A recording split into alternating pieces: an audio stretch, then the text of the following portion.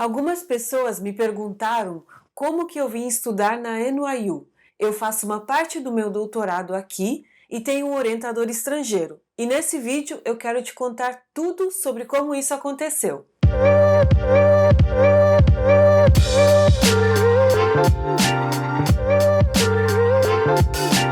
Oi pessoal, eu sou a Ana Bezerra Felício, bem-vinda ao meu canal. Aqui eu falo um pouco dos meus estudos de filosofia, de Sêneca e de estoicismo, e agora eu vou te contar sobre como foi o meu processo para fazer uma parte do meu doutorado na New York University. O meu doutorado que eu faço, o doutorado inteiro, então 4 anos de estudo, é na Universidade Estadual de Campinas, na Unicamp. Lá eu faço doutorado em linguística, eu estudo Sêneca, traduzo alguns textos dele porque a minha especialização é estudos clássicos latim e eu falo um pouco da filosofia dele no meu doutorado. Eu entrei no doutorado em 2020 e aí eu venho fazendo tudo o que o programa pede. Eu já tinha essa ideia de viajar e de fazer uma parte do meu doutorado fora, mas precisava acontecer algumas coisas até que isso se cumprisse. É muito importante para a gente conseguir estudar no exterior algumas coisas anteriores ao processo seletivo mesmo, em que você procura por uma bolsa ou você procura por um financiamento. Você precisa ter um teste de proficiência na língua do país que você deseja ir. Muitas universidades ao redor do mundo pedem o inglês. E se não for inglês, vai ser a língua que você precisa para o país que você precisa ir. Então, essa é uma coisa que você precisa fazer assim em primeiro lugar. Você entra no doutorado ou no mestrado e você tem que ir atrás desse teste.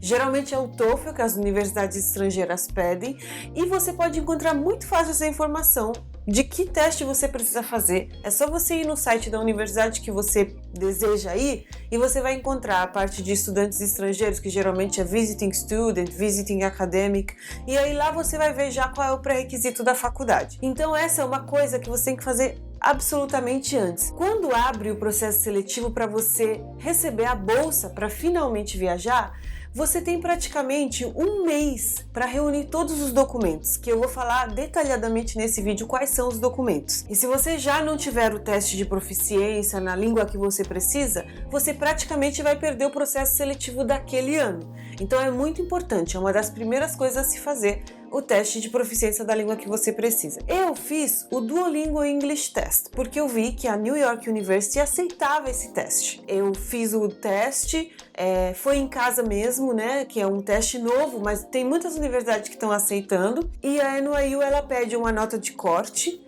que você precisa fazer. Então o Duolingo acho que ele tem um máximo de 165 pontuação, a NYU pedia 115 como nota mínima, eu tirei 125 e aí é um teste que você faz em casa que custa $50. Relativamente, ele é mais barato comparado com o TOEFL ou com esses outros. Então, se a universidade aceita, é uma boa pedida. Outro passo extremamente importante que você precisa fazer até mesmo antes do processo seletivo, antes da bolsa, que é fazer uma lista das universidades que você gostaria de ir, dos professores que você gostaria de encontrar, que gostaria que te orientassem nessa universidade no exterior. Por que isso é importante? Porque o contato com o professor é a primeira coisa que você precisa fazer. Então você faz essa lista e vê qual desses professores teria mais a ver com a sua pesquisa, com os seus estudos e também qual estaria disponível. É muito importante isso. E quando eu falar mais pra frente as datas para vocês vão ver como é importante falar com o professor com antecedência, porque depois vai haver alguns processos que não dependem mais do professor, é visto, é tanta coisa que é preciso que você fale com o professor antes de tudo. Não tem nenhum problema você falar com o professor antes de conseguir a bolsa. E eu vou explicar agora mesmo por quê. A gente precisa pedir uma bolsa e para pedir a bolsa a gente precisa ter a carta convite do professor já. Então não tem problema você conversar com o professor, primeiro fazer ele entender qual que é a importância para sua pesquisa, para o seu doutorado, fazer essa viagem, encontrar ele, ser orientada por ele. O professor vai pedir algumas coisas, talvez o seu currículo, talvez uma videochamada, e aí depois ele vai conseguir enviar essa carta convite. Inclusive essa é a minha carta convite do professor, que tem até o simbolinho aqui da New York University. Essa carta ela é muito importante porque qualquer processo seletivo de bolsa vai pedir uma carta convite da universidade de destino. Então a primeira coisa a fazer é convencer esse professor de que você vai ser bom lá para ele. E não se preocupe mesmo com essa questão da bolsa. Falar, será que o professor não me aceita com bolsa? Não tem problema. Na sua conversa com o professor, você vai explicar. Eu vou pleitear tal e tal bolsa. Professor, se eu for aceito, entendeu? Não tem problema nenhum você escrever isso. Agora eu vou falar rapidinho sobre as bolsas. O programa pelo qual eu vim aqui para os Estados Unidos se chama Programa CapSprint. É um programa da Coordenação de Aperfeiçoamento do Ensino Superior do Brasil, que eles oferecem, assim, essas bolsas de estudo para você viajar. Eles oferecem, então, uma ajuda de custos mensal, uma ajuda para passagem, para o plano de saúde, e é isso que essa bolsa oferece. Existem outras bolsas, você pode ficar ligado, né? Porque, por exemplo, dá para fazer o doutorado de sanduíche nos Estados Unidos também com a bolsa da Fulbright, que era uma bolsa que eu também ia tentar caso a da CAPES não desse certo. E a bolsa da Fulbright também tem outros benefícios. Como que eu vou saber então que bolsa que eu vou aplicar? Primeiro você veja com o seu instituto, com o lugar onde você está estudando. Será que teve doutorado de sanduíches e viagens nos anos anteriores? Você se informa sobre isso. E aí, se teve, você já se informa sobre os editais anteriores para ver o quê? Quais são os documentos que precisa, qual é o nível de proficiência, porque a CAPES também, ela pede um nível de proficiência, que talvez seja diferente do nível de proficiência da universidade de destino. Então, tudo isso você precisa ver. A Fulbright, então, por exemplo, é uma agência financiadora, uma parceria entre o governo americano e brasileiro que faz também bolsas de estudo para os Estados Unidos, que é muito bom, é muito interessante você ver. E aí a Fulbright, por exemplo, não depende da universidade que você faz no Brasil, porque é uma agência independente. Você, independente da universidade que você está, você pode aplicar para Fulbright. Para a Alemanha existe uma outra que chama DAAD. Eu já procurei, já encontrei também financiamentos do próprio governo italiano para estudar na Itália, para estrangeiros estudarem na Itália. Então você procura Bando di Ricerca, por exemplo, em italiano, e aí você vai procurar e encontrar o que tem.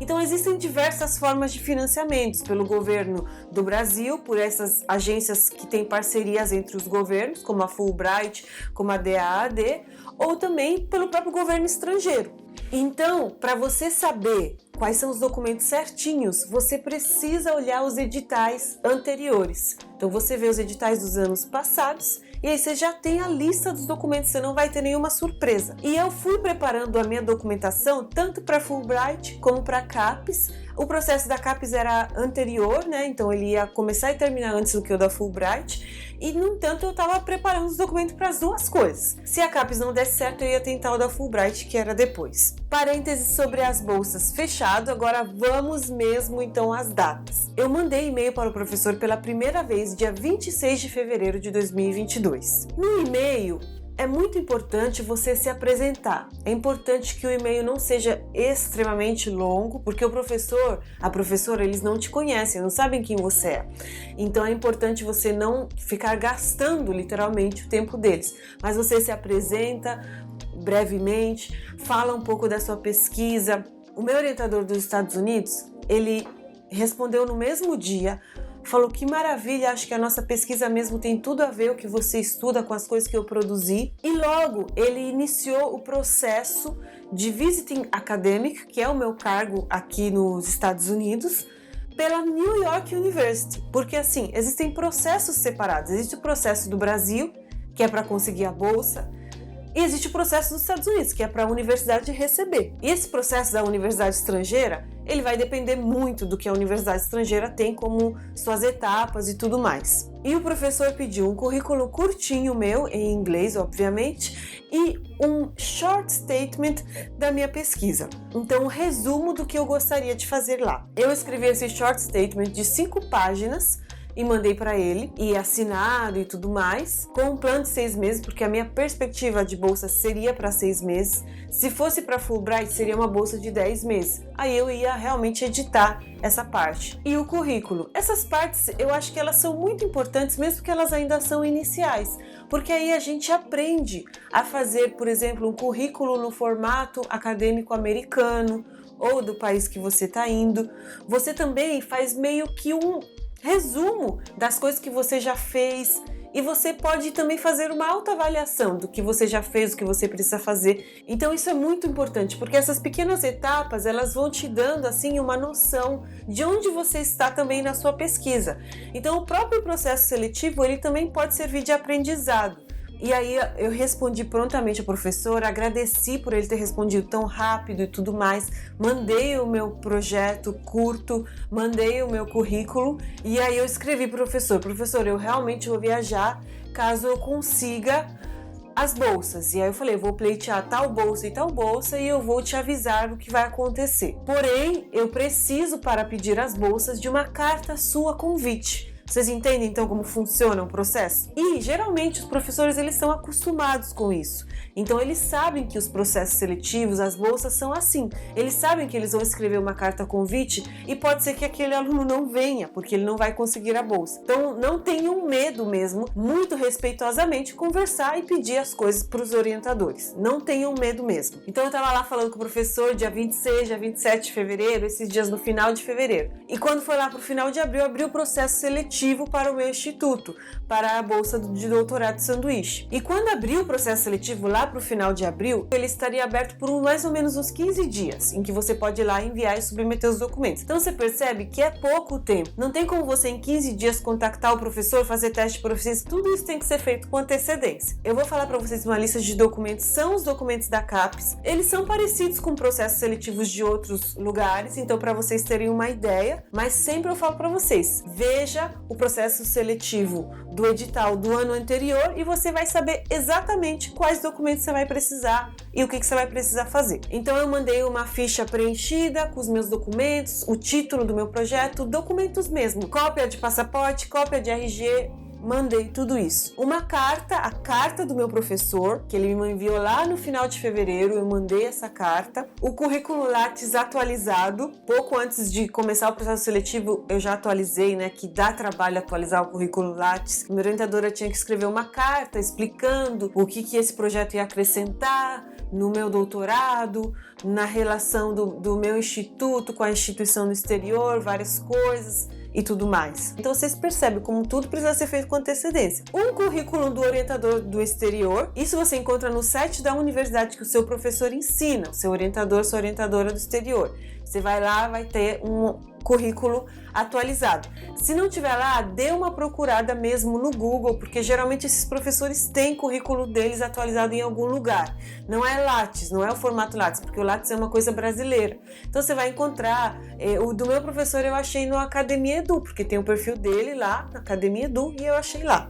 Entendeu? Então vocês precisam achar e procurar realmente isso, não precisa pedir isso para o seu orientador, entendeu? É uma coisa que você pode encontrar na internet. Aí realmente, se você não achar de jeito nenhum, você escreve para ele com muita gentileza e tudo mais, perguntando, pedindo o currículo dele. Aí finalmente precisava do meu plano de estudos, o meu plano de estudos que para a CAPES tinha que ser um plano de estudos de 15 páginas, incluindo a bibliografia, o meu histórico escolar e o teste de inglês, ou da língua, né, da proficiência. Mandei tudo e o processo seletivo encerrou dia 2 de maio. Agora era só esperar e aguentar a ansiedade. O resultado do processo seletivo, ironicamente, ia sair dia 11 de maio, que é exatamente o dia do meu aniversário. Aí eu lembro que eu falei pro meu marido, amor, vai ser ou um presente de aniversário ou um despresente de aniversário. Chegou dia 11 de maio, eu entrei lá no site do meu instituto, candidatos aprovados, Ana Azevedo Bezerra. Aí começou mais uma correria, então. Logo eu mandei e-mail pro professor, contei o que tinha acontecido e disse que então o período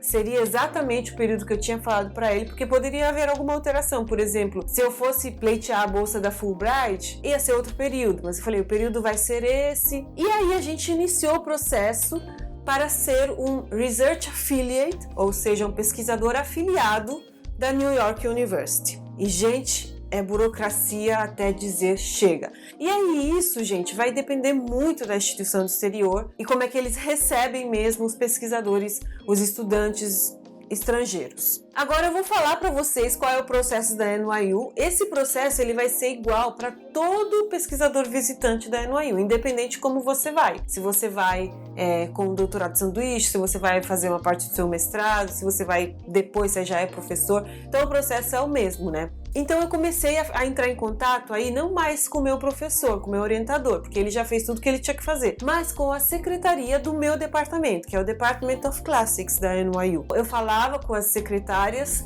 e eu conversava com elas e elas me diziam cada etapa que eu tinha que fazer. A primeira coisa que eu fiz foi um curso online para reconhecer e para se prevenir de assédios sexuais. Isso é realmente uma coisa muito típica de Nova York. A universidade tem esse curso porque é lei, é um decreto do estado de Nova York. E, gente, isso eu fiz dia 12 de maio. Então, tava tudo fluindo, tava tudo correndo bem. Mas agora vai ter várias reviravoltas até chegar ao fim desse processo. Aí, a partir desse momento, tudo que eu vou falar agora tem a ver com processos de visto americano. E cada país tem seus processos de visto diferentes. Esse foi o processo que eu e meu marido precisamos fazer para viajar. Então, o meu visto seria o visto J1 e o do meu marido seria o visto J2. O visto J1 é um visto de estudante que tem nos Estados Unidos, mas ele é um visto que na realidade ele tem algumas características específicas. Às vezes tem médico que vem com esse visto aqui, tem gente que vem fazer o doutorado inteiro, tem várias condições diferentes. No caso, o meu era J1 porque era uma viagem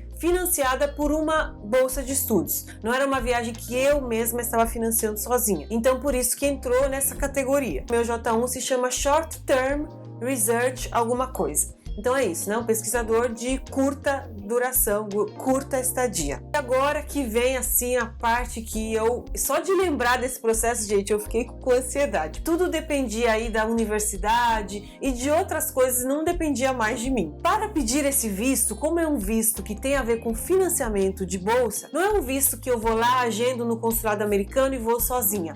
Não, precisa de um bendito papel que se chama DS 2019. E esse papel quem emite é a universidade que vai me receber, é a universidade onde eu vou estudar, onde eu vou pesquisar. Só quando eu tenho esse papel em mãos, eu posso ir fazer a entrevista de visto. Então, para vocês verem que é bem diferente, não é que nem outros tipos de visto que você faz tudo sozinho e aí chega lá e agenda e vai. A maioria das grandes universidades tem um escritório internacional que justamente se ocupa dessas coisas. Era ele que tinha que fazer isso. Teve aí vários problemas de comunicação, porque não era eu que tinha que falar com o escritório internacional, mas era a secretaria do meu instituto. Demorei para entender quem era meu sponsor. Era a secretaria do meu instituto, o Department of Classics é o meu sponsor para estar aqui na NYU. Então, tudo que eu tenho que fazer na NYU, ele passa pelo Department of Classics, porque eles estão aqui com o meu sponsor. Então, era eles que tinham que fazer esse pedido, tudo mais, sempre conversando comigo, mas eles que iam falar com as outras partes da universidade. Enfim, gente, a gente estava lá no dia 12 de maio, certo? Eu só sei, gente, que eu fui assinar um termo de pesquisa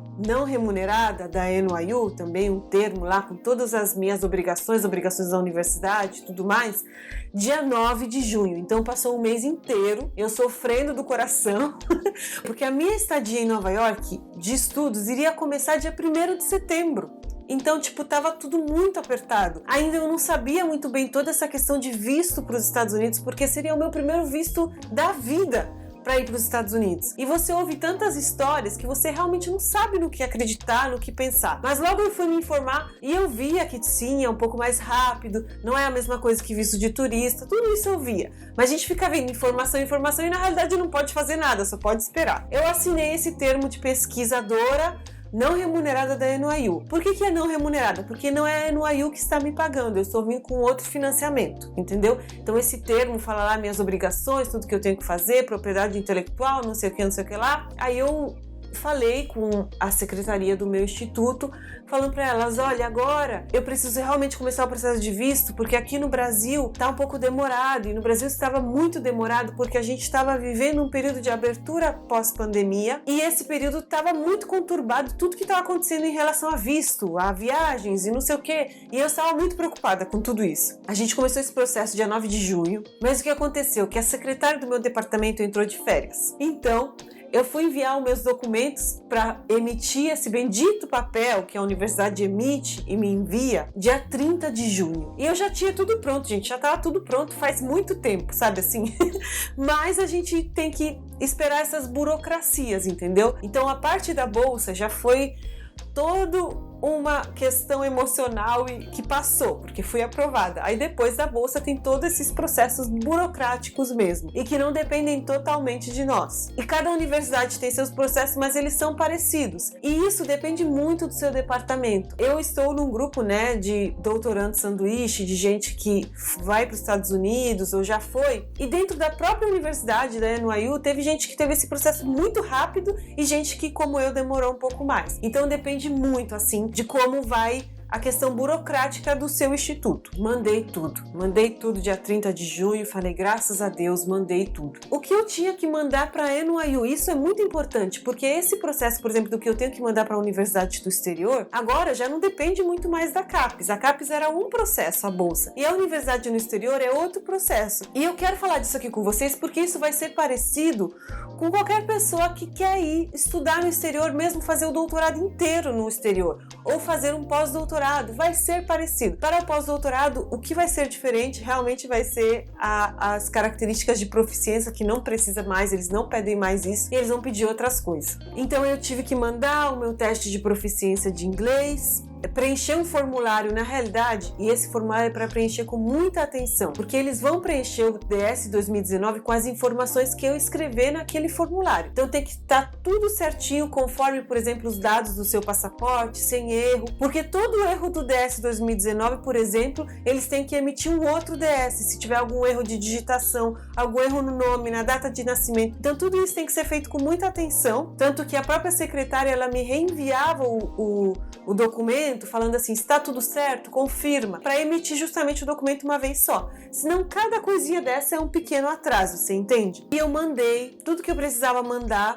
Nesse momento, para a universidade, a gente tem que falar desde o começo se vai levar um acompanhante, porque é a própria universidade que emite o DS 2019 do meu marido também, do acompanhante. Então, nesse momento dos documentos, você tem que avisar tudo. Eu conheço gente que foi com a família toda, então deve ter preenchido esses documentos para a família toda. E tem a parte que é o preenchimento das informações financeiras. A gente recebe uma carta da CAPES dizendo todos os financiamentos que a CAPES vai dar, tudo que a CAPES vai pagar. Então, essa carta é o comprometimento da CAPES dizendo, vou pagar isso. Para as universidades americanas, isso é uma realidade bem comum dos Estados Unidos. Geralmente o financiamento da CAPES, pelo menos como ele funciona hoje, em 2023, 2022, ele não é o suficiente, não é o que a universidade pede. Então você vai precisar comprovar que tem algum dinheirinho a mais. Eu já vi gente, falando nas conversas desses grupos que mostrou imposto de renda mesmo, às vezes dinheiro de contas de parentes e uma cartinha do parente escrevendo que se compromete a ajudar se precisar. Então, assim, você precisa comprovar isso de alguma forma.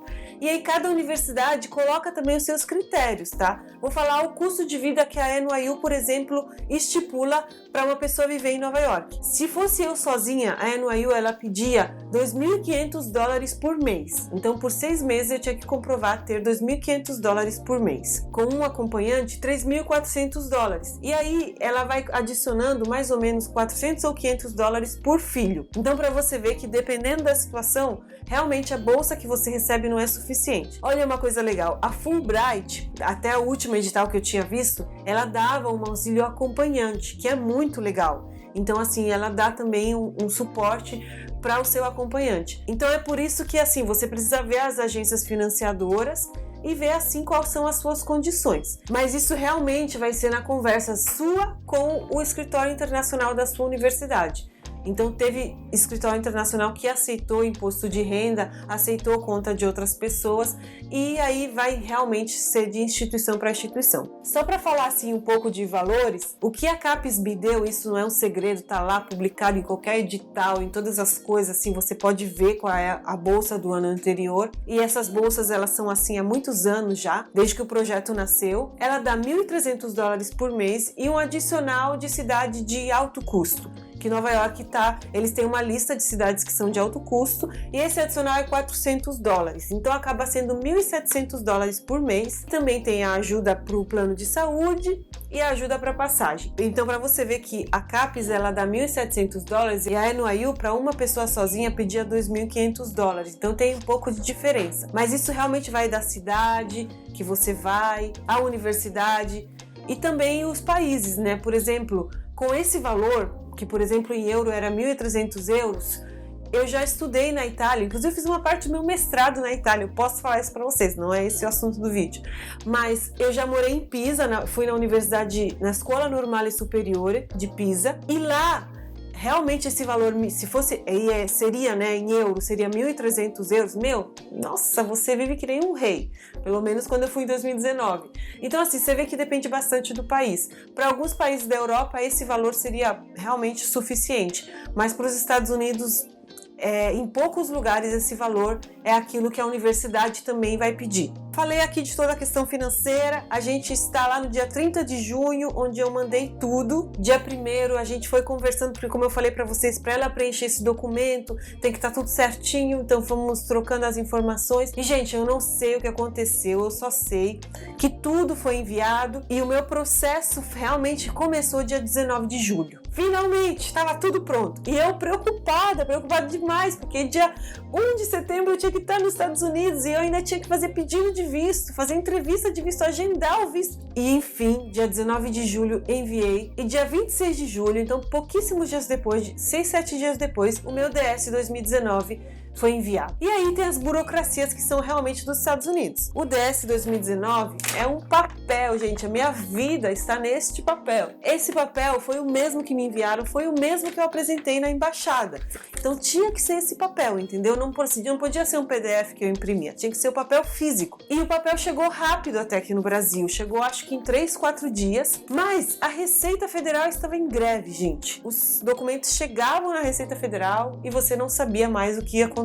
E aí a gente estava lá nesses grupos, inclusive de WhatsApp, com outras pessoas que iriam viajar também, todo mundo desesperado. Foi realmente um período muito atípico, porque depois teve gente que logo que a greve acabou e tudo isso aconteceu muito rápido. Para vocês verem, o meu DS foi emitido em uma semana. Então, na realidade, teve alguns processos ali que ficou travado.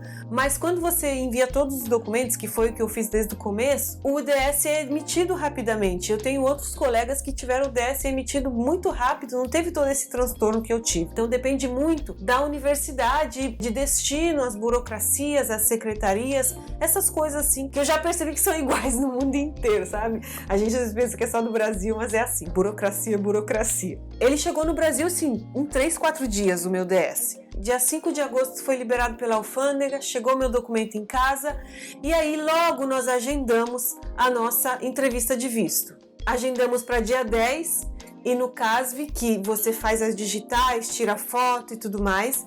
E dia 11 de agosto nós fomos fazer a entrevista. Eu e meu marido, a gente estava bem ansioso, porque a gente nunca tinha feito isso na nossa vida, a gente não sabia como era, cada um fala uma coisa na internet, meu Deus, é muita coisa assim. A gente literalmente imprimiu a nossa vida, a nossa vida estava impressa em 2 pastas, também eles podem perguntar muitas coisas na entrevista e tudo mais, e gente, a entrevista foi a coisa mais tranquila do mundo. Levamos então esse bendito documento que tinha o meu e o do meu marido, tá? O DS 2019 meu e do meu marido para entrevista. O consulado foi até rápido, assim, a fila, tudo tava cheio, assim, o consulado de São Paulo, mas foi tudo bem rápido, assim. Se vocês quiserem eu conto, mas não vou contar aqui todo o processo do visto, só sei que fomos aprovados. E vou falar rapidinho como foi a entrevista, porque essa entrevista é uma entrevista particular, diferente do que outras entrevistas de outros vistos americanos. Antes de tudo, a entrevista é feita em inglês, porque eu tive que comprovar que eu sabia inglês para conseguir a bolsa, para conseguir o convite da NYU, tudo isso. Então a entrevista era em inglês. E eu já sabia disso porque conversando com as pessoas lá no grupo, gente, a minha entrevista foi em inglês, então eu já sabia que tinha que ser em inglês. Quando eu cheguei lá, a moça falou com a gente em português, falou, e aí, o que vocês vão fazer nos Estados Unidos? Ela estava muito gentil, muito bem-humorada, a gente deu logo o nosso passaporte com DS 2019, e ela ficou, oh, que legal, vocês vão estudar, nossa, que demais. E ela falou, o que você vai estudar? Aí eu falei, eu preciso falar inglês ou português? Eu já perguntei. Aí ela falou, é mesmo? E essa entrevista é em inglês. Aí ela começou a falar inglês comigo, perguntou tudo e falou só comigo. O Leandro estava comigo, a entrevista dele estava agendada também para o mesmo horário que a gente fazer junto, mas ela falou só comigo. Ela praticamente confirmou as informações do DS 2019. O que você vai fazer? Quanto tempo você vai ficar? O que você estuda? Nossa, que legal! Latim, estudos clássicos, meu Deus! Ela fez um elogio assim. Aí Ela perguntou pro meu marido, e você vai fazer o quê? E ele falou que ia me acompanhar. E ela falou, e qual é a sua profissão? E ele falou, sou bancário. E pronto. E aí ela voltou a falar em português e falou assim, o seu visto foi aprovado, ok, tudo ok. Era muito fofinha, ela falava como se fosse, sabe aquelas professoras que falam com crianças? Assim, era essa a voz que ela tinha. Ela deu um papel pra gente que fala dos nossos direitos de trabalho nos Estados Unidos. Eles dão esse papel porque os nossos vistos, eles têm características que daria com os documentos certos para trabalhar. Por exemplo, eu poderia, não fiz isso, mas eu poderia estagiar e fazer alguma atividade remunerada que tivesse a ver com a minha pesquisa. E o meu marido, como acompanhante, ele pôde pedir, tanto que ele pediu work permit para trabalhar normalmente em qualquer trabalho nos Estados Unidos. Então eles deram um papel que falava lá nossos direitos como trabalhador nos Estados Unidos. E pronto. A gente saiu de lá assim, falando, meu Deus, foi muito mais fácil do que a gente imaginava. Saiu feliz. Já gravou até os stories que eu vou deixar aqui pra vocês e falou pra todo mundo, porque até então eu só tava falando no Close Friends do meu Instagram e só as pessoas da minha vida sabiam, nem todo mundo sabia. Aí eu abri o jogo, falei pro Instagram, falei pra todo mundo. Inclusive, se você não me segue no Instagram eu falo essas coisas mais assim da vida, do dia a dia, não falo coisas tão de estudo, filosofia. Se você quiser, me segue lá. Então, nós compramos a nossa passagem.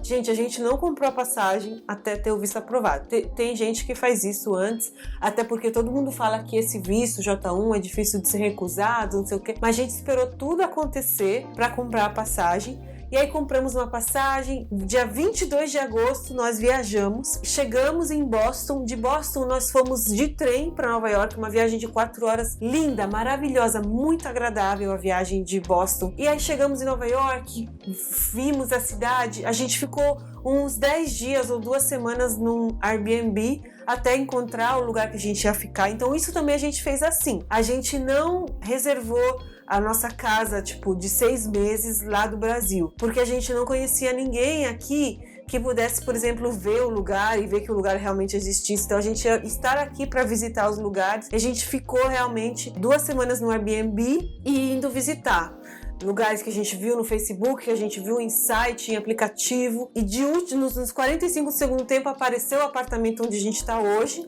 E a gente está aqui, né, há 5 meses já, né? Vai fazer 6 meses daqui a pouco. Agora que eu expliquei quase tudo, bom, se você tá gostando desse conteúdo, deixa seu like, se inscreve aqui no canal. Eu falo aqui dos meus estudos, eu vou falar também um pouco mais do que eu fiz aqui em Nova York. Se vocês quiserem, façam perguntas aqui embaixo. O que eu puder eu vou responder. Se a pergunta ela precisar realmente de um vídeo, me deem sugestões de vídeo, porque aí eu posso falar agora, eu já estou há 5 meses aqui, então eu posso falar como foi todo o processo, os estudos, o que eu estudei. Eu acabei falando tanto de burocracia e não falei no final da minha pesquisa, né? Mas chegando, gente, em Nova York, eu fiz a minha carteirinha da universidade NYU. Essa carteirinha tão linda, gente, é muito bonita.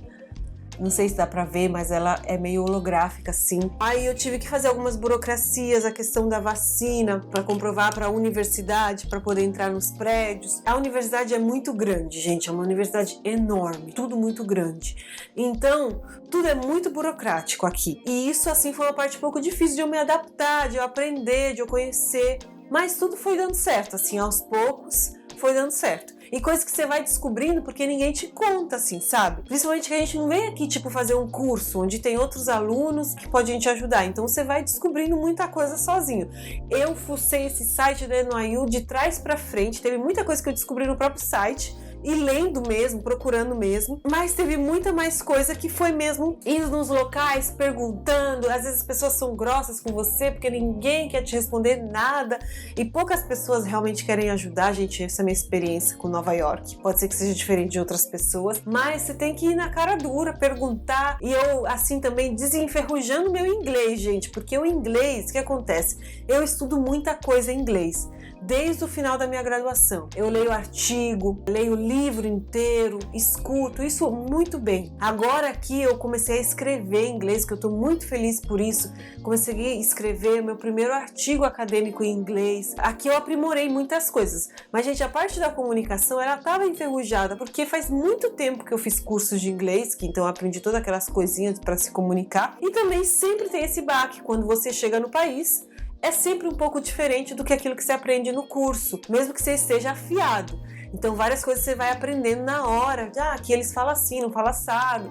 Então essa parte foi todo um desafio, mas hoje realmente já melhorou muito tudo isso. Tanto que eu lembro que eu até falei pro Lê, amor, hoje eu apresentei sobre o Sêneca e eu praticamente consigo falar melhor do Sêneca em inglês do que, tipo, contar como é que foi meu dia, assim, sabe? Porque todos esses anos eu tô estudando coisas sobre o Sêneca em inglês, por dentro de um inglês muito técnico e muito específico, e não muito do inglês do dia a dia. Mas aí eu já melhorei aqui todas essas coisas aqui também. E, gente, peguei meu cartão, vi muitas atividades que tem aqui na universidade. Nossa, é muita coisa. Se vocês querem, eu faço um vídeo só sobre a New York University, atividades, inclusive agora em fevereiro. Eu tô empolgada, espero que seja legal. Vai ter a Martin Luther King Week, né? A semana do Martin Luther King. E eu quero ver o que vai ter, o que vai acontecer na faculdade. Gente, participei de palestra, tive a oportunidade de apresentar o meu próprio trabalho de Sêneca em inglês num seminário de trabalhos em andamento do Departamento de Estudos Clássicos. Apresentei e foi uma experiência muito incrível. Eu tava muito nervosa. Eu acho que meu desempenho geral deve ter sido terrível, porque, tipo, eu sou muito tímida. Assim, falo pro Lê que eu só não fico vermelha porque eu sou negra, né? Porque senão eu ficaria vermelha. Eu falei muito rápido, muito mais rápido, muito rápido por causa do nervosismo, de falar em outra língua e tudo mais. Recebi algumas perguntas dos professores e era aquela coisa, porque eu achei muito legal, inclusive isso do Departamento de Estudos Clássicos aqui da NYU, porque o seminário de trabalhos em andamento não é só para alunos, é um seminário que tem aluno e professor apresentando. Então tem alunos de pós-graduação, então gente do doutorado que apresenta um pouquinho do que está fazendo, um pouquinho da tese, e é realmente um lugar, porque é um almoço, você apresenta, os professores compartilham, perguntam e é muito legal, porque realmente é um ambiente onde você recebe ali alguns insights, algum desafio sobre o seu trabalho para continuar o seu trabalho. Eu apresentei no mesmo dia que um professor, né? Então o professor apresentou lá o trabalho dele, eu apresentei. E aí dá toda aquela ansiedade, eu tô apresentando junto com o professor, e aí eu tô apresentando para o meu orientador aqui dos Estados Unidos, que até então ele tinha lido textos meus, a gente tinha conversado em vários encontros de maneira informal, mas ele nunca tinha me visto apresentar o meu próprio trabalho. E toda essa ansiedade, lá tinha pelo menos 5 pessoas que eu já li, assim, sabe? De professores, de bibliografia. Tava lá, a minha bibliografia do meu doutorado estava lá na minha frente. Tudo isso gera uma ansiedade, mas foi. E aí eu já fiz aqui uma mega digressão. Então, gente, essa foi a minha experiência. Assim eu tô fazendo meu doutorado de sanduíche 6 meses. Só vou falar uma particularidade do visto, né? Todo visto é assim, você tem o grace period, que é tipo, você pode chegar nos Estados Unidos até 30 dias antes do começo do visto, do começo do DS 2019, que é esse papelzinho bendito, e você pode ficar nos Estados Unidos até 30 dias depois. Ao todo, eu tenho 6 meses de visto e eu poderia ficar nos Estados Unidos 8 meses. Então a gente chegou antes do nosso tempo, justamente para procurar casa, para conhecer um pouco, para ver como que seria tudo, porque seria tudo novo. E de fato foi realmente tudo novo, gente, tudo. É muito incrível como essas mudanças, né, de país e tudo é outra coisa, é completamente diferente. Mesmo que você saiba algumas coisas, tem outras coisas que você não sabe. E tem muita coisa, muita referência de filme por ser Nova York, muito legal. E é isso, eu tive muitas oportunidades, ainda estou tendo.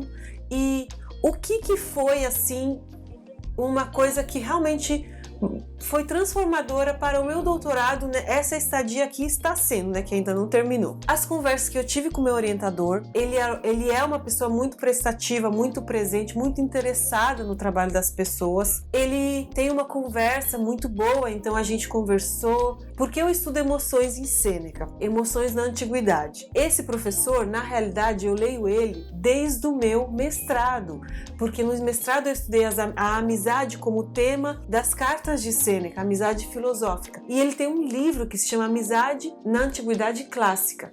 Eu li o livro dele, tudo mais. Eu li textos dele sobre as emoções, porque ele tem muitos artigos, muita coisa sobre as emoções na antiguidade. Ele estuda principalmente o tema da beleza e das emoções na antiguidade. As conversas com ele não foram muito enriquecedoras. Todas as sugestões, tudo, a orientação, literalmente. A biblioteca, gente, biblioteca é o paraíso. Biblioteca é o paraíso da pesquisadora. Você procurar um texto e ele simplesmente estar disponível é tipo tudo que um pesquisador quer, porque a gente tem na pesquisa, eu posso falar também de pesquisa bibliográfica para vocês. Gente, deem sugestões de vídeos, que eu fico aqui pensando em vários vídeos, mas eu gostaria de saber o que vocês querem. Então, você procura a bibliografia e tem artigos de revistas científicas que o que acontece? A universidade precisa assinar aquela revista. E são, gente, assinaturas muito caras, milhares de dólares que custam essas assinaturas para os estudantes e professores daquela universidade terem acesso. Uma universidade tão grande, tão rica como a Universidade da NYU, ela tem acesso a praticamente tudo que eu procuro. Isso é maravilhoso, porque é muito bom para a minha pesquisa, porque quer dizer que a minha pesquisa ela tem o potencial de ter a melhor bibliografia possível. E isso já é, sei lá, uma boa parte da pesquisa. Não vou falar que é 50%, mas é bastante da pesquisa. A biblioteca em si física, aqui eu estava falando de acessos online que a universidade nos dá, porque essas revistas muitas vezes são online, mas a biblioteca física mesmo, gente, eu achei uma concordância do Sêneca. Jesus, meu Deus do céu, o que é? Eu posso falar o que é uma concordância, vou deixar aqui vocês no vácuo. Eu assisti a disciplinas, e essas disciplinas, elas não eram obrigatórias naquilo que eu ia fazer. É lógico que eu ia aproveitar, né? Disciplinas de pós-graduação. E eu assisti a 4 disciplinas, é isso? Foram 4. Tô vendo aqui meu roteiro. Como é que eu fiz? Isso é muito legal também para você saber como que você pode fazer. Porque a gente aqui é um visiting academic. A gente não é um estudante regular. Então você não vai se matricular na disciplina. Mas você vai conversar com o professor, mandar um e-mail, falar: professor, eu sou fulano de tal, estou aqui fazendo isso. Tal professor me recebeu, eu vi a sua disciplina, vi a ementa e tem tudo a ver com o que eu estudo, porque eu faço isso.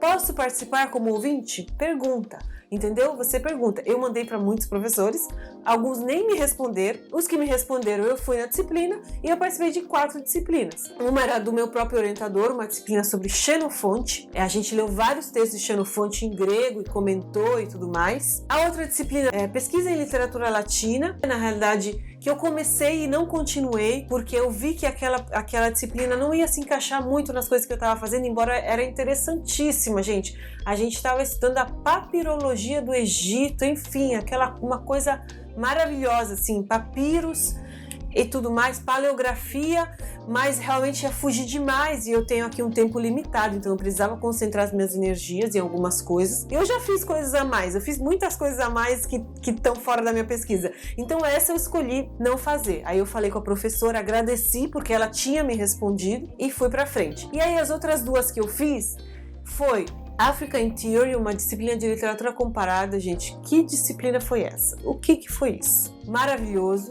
A gente leu textos de autores africanos e afro-americanos, que então tem tudo a ver com o tema da diáspora, de literatura africana contemporânea. Gente, foi maravilhoso, assim, maravilhoso, porque a gente leu textos teóricos, literatura. Posso falar mais dessa disciplina se vocês quiserem, é só perguntar, posso fazer só um vídeo só sobre ela. E a outra que eu fiz foi uma disciplina da Casa Italiana, que é o Instituto aqui de Estudos Italianos, que foi uma disciplina de recepções, estudo da recepção, né? Então literatura também. E eles estavam fazendo a recepção da Medeia, gente. E a Medeia é uma tragédia de Sêneca. É uma tragédia que primeiro, ela é grega, né? Depois Sêneca escreve, depois tem muitas outras. Por isso que recepção, porque um monte de gente ao longo da história fez e refez a Medeia. E aí o professor, ele fez essa disciplina de recepção, de teorias literárias e tudo mais. Nessa disciplina foi muito legal, porque eu escrevi para o professor o que eu fazia, ele me aceitou. Eu descobri essa disciplina por causa de uma amiga da NYU, né, que eu conheci aqui.